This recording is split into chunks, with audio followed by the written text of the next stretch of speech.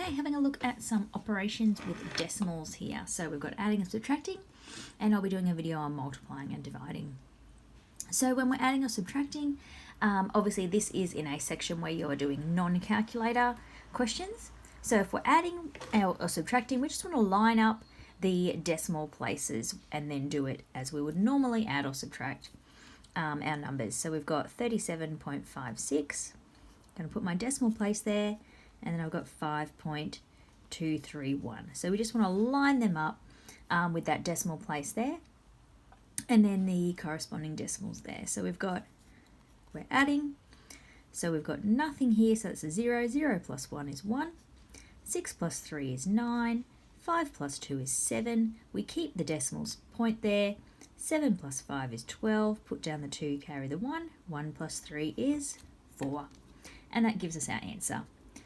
If we're multiplying and dividing by powers of 10, when we're multiplying, we're moving the decimal point to the right. And if we're dividing, we're moving it to the left. So a couple of examples here, 13.753 multiplied by 100. Now we've got 2 zeros, so that means we're moving it 2 places. And we're making it bigger, so that's always also another way we can remember. So we've got 2 places to the right, 1375.3. Then if we're dividing, we're going to the left, and we're going to go 1, 2, 3 places. So 1, 2, 3 gives us 0.58692. Now I've written a point there, so I need to put a 0 in front if there's no number there. Then when I'm multiplying and dividing without powers of 10, I'm going to do it as I would normally do. I'm going to pretend the decimal places aren't there. So I've got 1, 2, 3. That's what I'm going to put back in at the end. So I'm going to write 573 times 86. Obviously, if I had my 2-digit one first, I would multiply, put that one on the bottom. Because we're multiplying, it doesn't matter which order they're in. So I'm going to go 6 times 3 is 18. Put down the 8, carry the 1. 6 times 7 is 42, plus 1 is 43. 6 times 5 is 30, plus 4 is 34. When I go to the next line for the 8, that's 80 times that. So I'm going to put the 0 down and then go 8 times 3 is 24. Put down the 4, carry the 2. 8 times 7 is 56 and 2 is 58. And 8 times 5 is 40 and 5 is 45. And then I'm going to add those two together. So I've got 8, 3 and 4 is 7, 4 and 8 is 12, put down the 2, carry the 1. 1 plus 3 is 4, plus 5 is 9, and a 4. This is when I then remember that I had the 3 decimal places up here, so 1, 2, 3, and my answer is 49.278.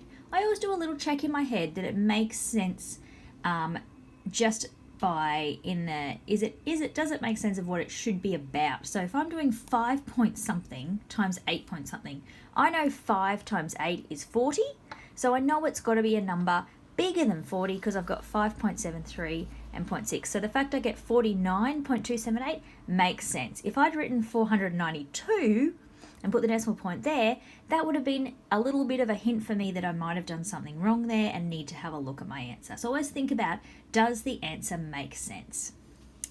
Then we've got 27.354 divided by 0.02. Now dividing by the 0.02 is a little bit tricky, but what I can do is move each of them 1, 2 decimal places. So then I've got a 2 and I've got 2735.4. Now I'm just doing that number divided by 2, and I can do a divided by 2. So I set up my little division, divided by 2. 2 goes into 2 once, 2 goes into 7 3 times with 1 left over, 2 goes into 13 6 times with 1 left over, 2 goes into 15 7 times with 1 left over, and 2 goes into 14 7 times. And see how my decimal place was there? I'm going to bring that up there to stay in the same spot. So my answer is 1367.7.